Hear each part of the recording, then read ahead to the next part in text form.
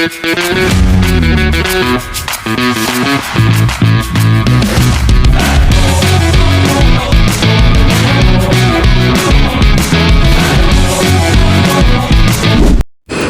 seluruh data hasil pengamatan berhasil dikumpulkan dari kedua metode, yaitu metode spektrofotometri WPIC dan citra digital yaitu RGB, selanjutnya dilakukan pengolahan data untuk menentukan kadar etanol dalam sampel hand sanitizer. Oke, yang pertama adalah pengolahan data metode citra digital RGB.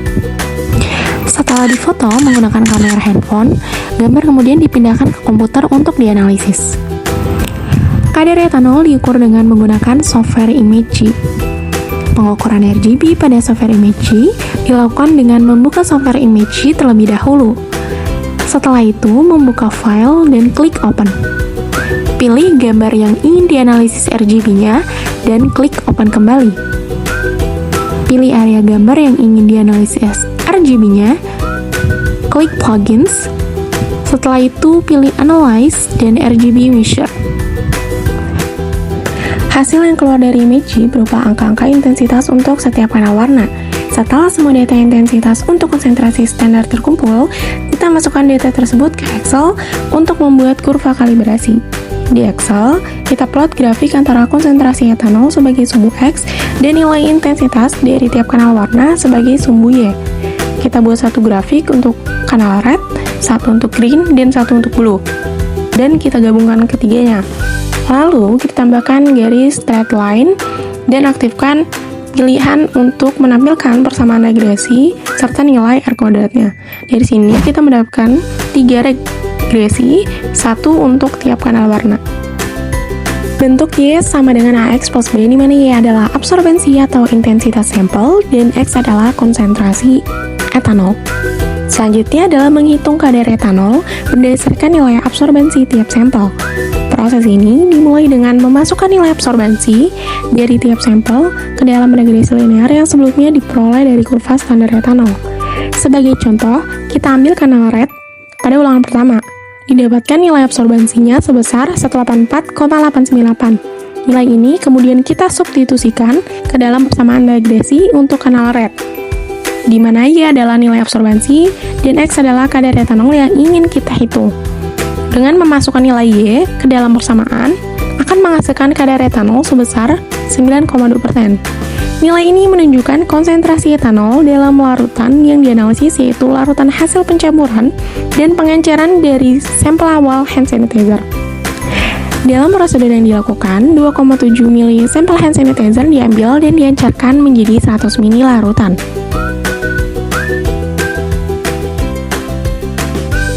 Maka konsentrasi 9,17 yang kita peroleh adalah kadar dalam larutan uji, bukan kadar asli produk. Untuk mengembalikan ke kondisi semula, kita gunakan prinsip dasar pengenceran. Dalam hal ini, kita cukup mengandalkan konsentrasi 9,17 dengan perbandingan volume, yaitu 100 ml. Maka didapatkan volume etanol murni sekitar 2,29 ml dalam larutan hasil pengenceran. Karena 2,29 ml etanol itu berasal dari 2,7 ml sampel hand sanitizer asli, maka kadar etanol dalam produk aslinya bisa dicari dengan membagi volume etanol terhadap volume produk, lalu dikali 100%. Untuk menilai ketepatan hasil, kita bisa menghitung persen recovery dengan membandingkan kadar hasil pengukuran terhadap kadar etanol yang tercantum pada label produk. Di label sampel tertulis kadar etanol 75%, maka persen recovery dihitung dengan membagi rata kadar etanol dengan 75% lalu dikalikan dengan 100%. Untuk mengevaluasi konsistensi data, dilakukan perhitungan standar deviasi dengan rumus akar dari sigma X min X bar kuadrat dibagi dengan N-1. X adalah nilai masing-masing data, X bar adalah rata dari semua data, dan N adalah jumlah data, sehingga didapat sebagai berikut. Setelah itu, kita bisa hitung persentase-nya dengan membagi standar deviasi dengan rata hasil, lalu dikalikan 100%, sehingga didapatkan hasil sebagai berikut. Selanjutnya adalah proses pengolahan data pada metode kurva kalibrasi. Buat tabel untuk kurva kalibrasi standar alkohol yang terdapat konsentrasi dan absorbansinya. Konsentrasi diukur dalam persen dengan data sebagai berikut.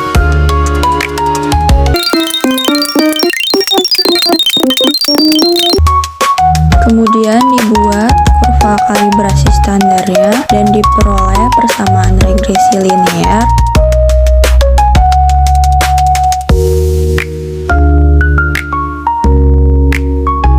koefisien korelasi diperoleh sebesar 0,9959 menunjukkan hasil yang baik.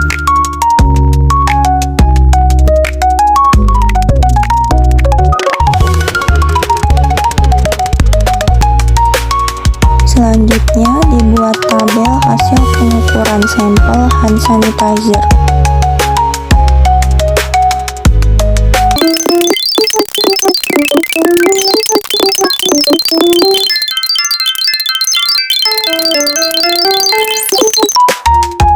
Sampel dilakukan pengulangan 4 kali. Kemudian masukkan data absorbansnya.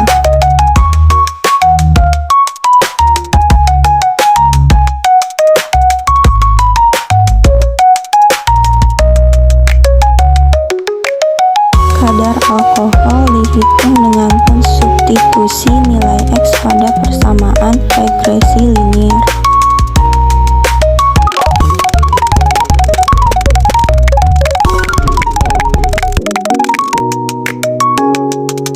Dihitung milizat aktif dalam 100 mili dari pengukuran di labu 25 mili.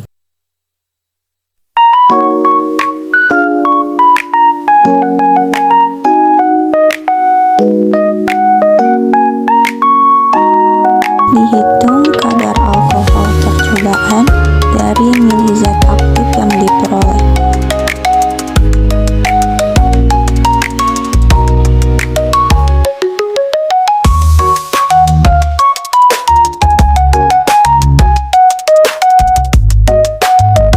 Kadar alkohol dalam kemasan yaitu 75%.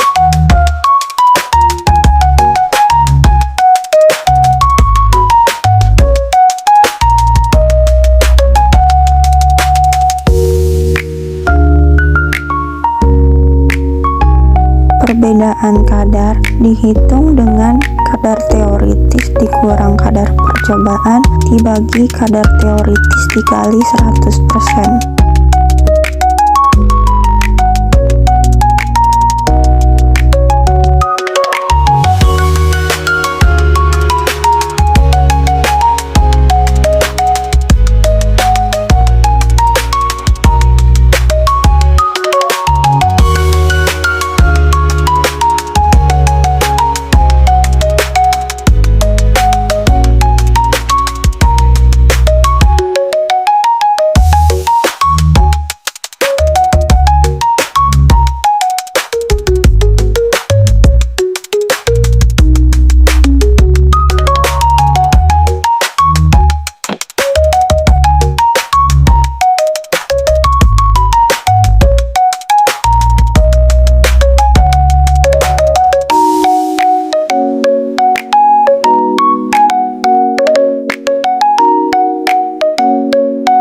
Hitung persen recovery-nya.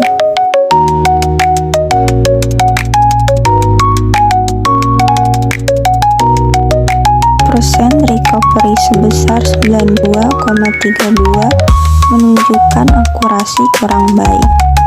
Selanjutnya adalah membandingkan hasil kedua metode tersebut secara statistik. Pengujian dilakukan menggunakan metode ANOVA dengan bantuan perangkat lunak SPSS. Langkah awal dalam SPSS dimulai dengan memasukkan dua variabel, yaitu metode sebagai variabel independen nominal dan kadar alkohol sebagai variabel dependen numerik. Variabel metode mempresentasikan dua kategori, satu untuk metode spektrofotometri dan dua untuk metode RGB. Data dimasukkan dalam tampilan data view, kemudian diproses melalui menu analyze, regression, kemudian linear. Dalam jendela regresi linear, variabel kadar alkohol dipilih sebagai dependen, sedangkan metode sebagai independen. Setelah itu, analisis dijalankan dengan menekan tombol OK. Hasil keluaran dari SPSS menampilkan nilai signifikansi pada tabel ANOVA. Jika nilai signifikan lebih dari 0,05, maka tidak terdapat perbedaan yang signifikan antara kedua metode.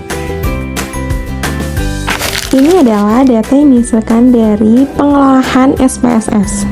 Goodbye!